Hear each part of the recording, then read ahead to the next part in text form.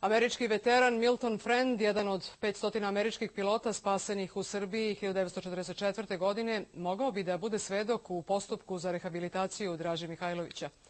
Potpukovnik američke avijacije u penziji, Friend, sada 88-godišnjak, kaže da se još seća tih događaja i da želi da svedoči kako bi se očistilo ime generala Mihajlovića.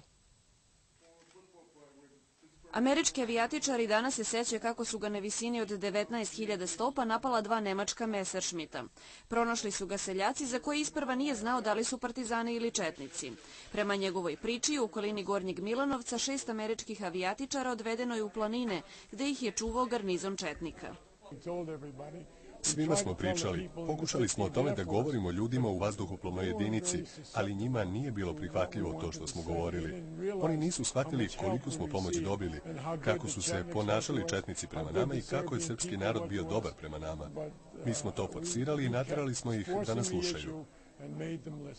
Friend kaže da su 1946. kada je Mihajlović uhapšen, spaseni piloti formirali komitet koji je tražio da svedoče na suđenju. Američki kongres nije im dozvolio da to urade. Problem je bio i to što podaci o američkoj misiji Halyard nisu bili dostupni široj javnosti. Tajna misija koja je bila pod embargom američke vlade do 1997. godine. Tek 1997. su otkriveni svi ti dokumenti, odnosno dati su na uvid javnosti i tek tad je postalo jasno koliko je pokret jugoslovenske vojske u otadžbini general Mihajlović, koliko je doprineo savezničkoj stvari i to u tim kasnim fazama rata kada je praktično od saveznika bio već odbačen. Postupak za rehabilitaciju Dragoljuba Draže Mihajlovića počeo je 16. septembra pred Višim sudom u Beogradu. Mihajlović je posle rata osuđen zbog ratnih zločina i saradnje sa okupatorom i streljan je 17. jula 1946. godine.